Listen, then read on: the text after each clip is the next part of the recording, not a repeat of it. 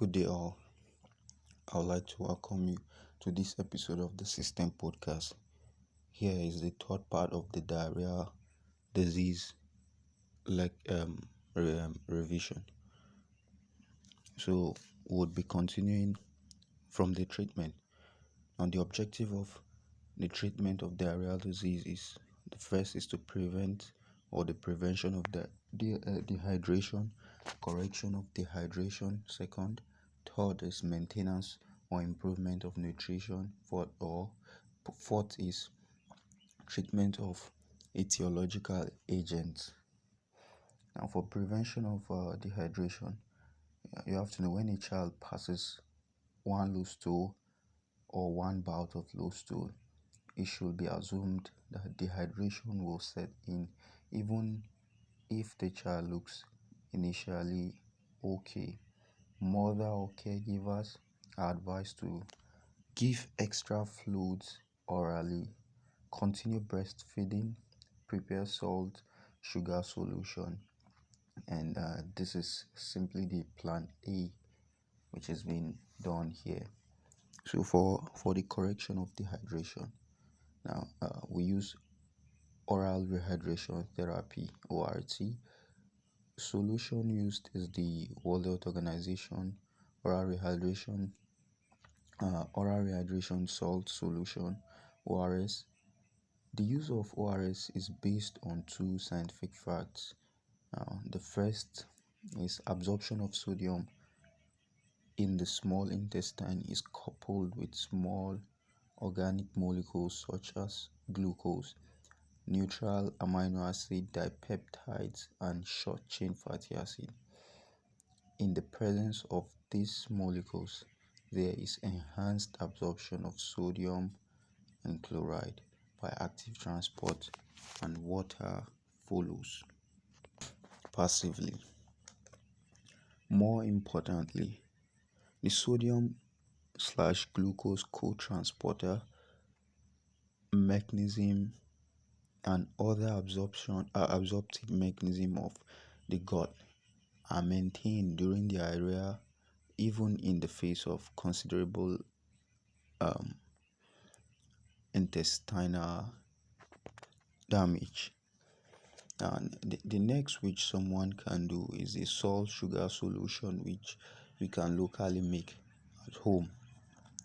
Formula is 1 level teaspoon, that's 3 mils of salt, 1.8 to 2.4 gram, that's the approximate weight of this salt, and 10 levels teaspoon or 5 cubes of sugar, which is also 25 gram, are dissolved in 1 beer bottle or 2 soft drink bottles of water, which is approximately 600 mils.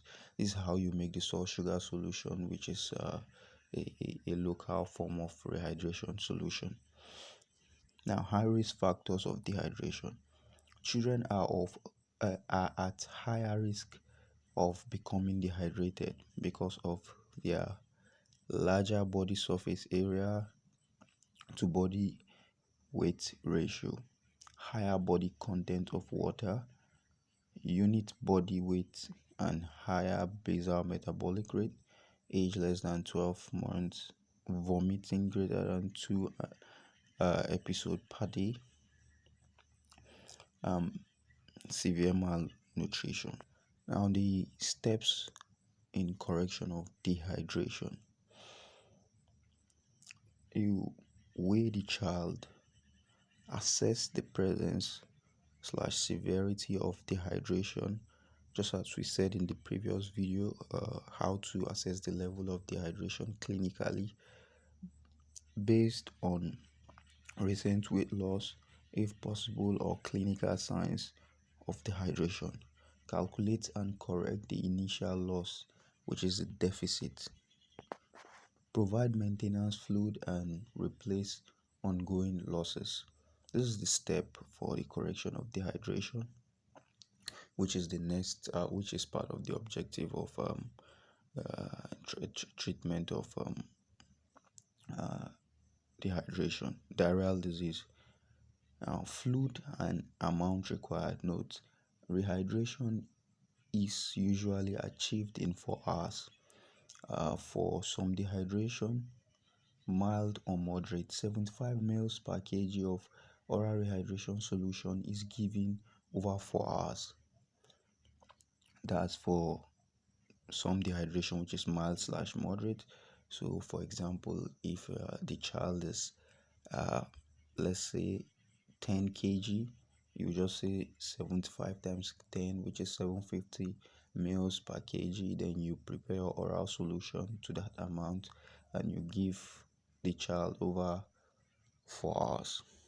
Severe dehydration and who can drink 100 mils per kg of oral rehydration solution. So severe dehydration is the other aspect, the severe aspect of dehydration. So and if the child can tolerate drinks, then you give 100 mils per kg over 4 hours of ORS. If child vomits, given in small frequent volumes, reassess child after every 4 hours. Then if you reassess child, you'll be able to know the level of dehydration of the child after that 4 hours. Then you'll be able to know which plan will you use for the continuous management of this child. Contraindications to oral rehydration therapy. Initial treatment of severe dehydration with signs of shock. Patients with paralytic ileus or marked abdominal distension. Then patients unable to drink ORS solution can be given to patients through nasogastric tube. If IV solution can't be obtained. So next things that you should note, which will ORS will not be successful in the presence. So patients with very rapid stool loss of greater than 50 ml per kg per hour, patients with severe repeated vomiting, patients with glucose malabsorption. So if these are present in ORS, the ORT therapy might not be successful. So you have to take note of that. Severe dehydration.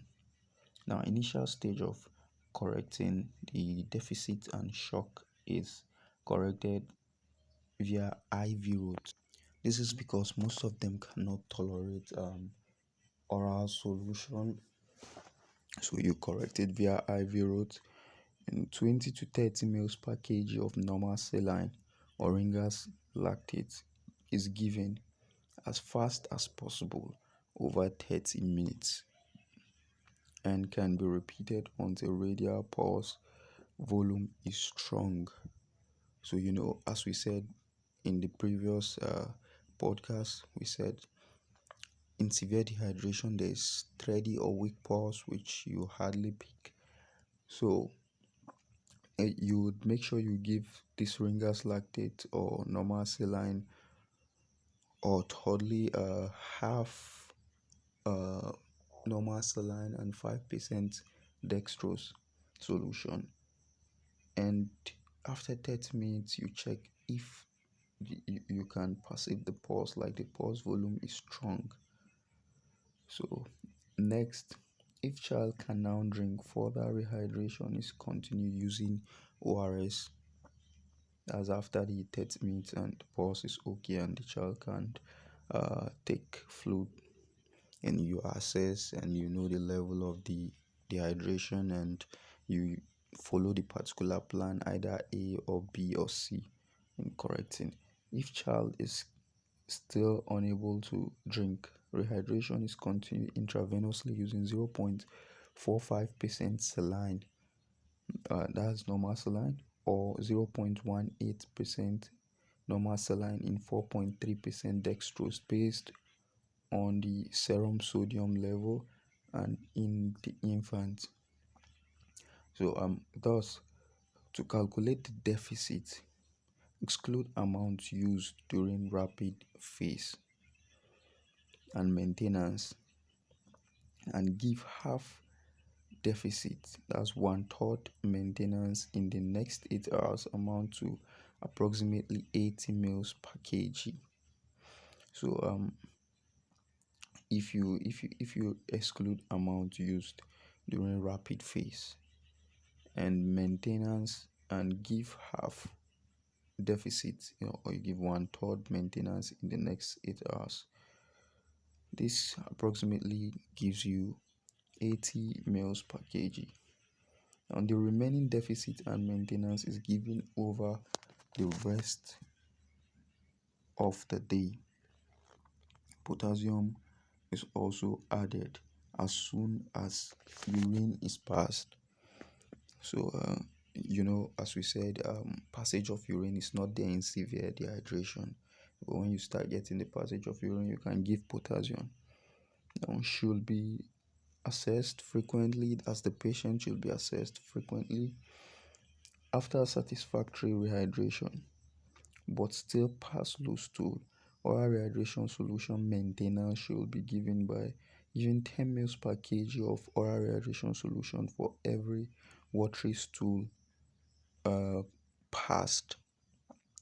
So role of drugs, which is the last one, like using antibiotic against the organisms, is the goal. One of the goal is to decrease stool water and electrolyte losses, should obviate need for IV therapy, that is, should make you remove the need for IV therapy.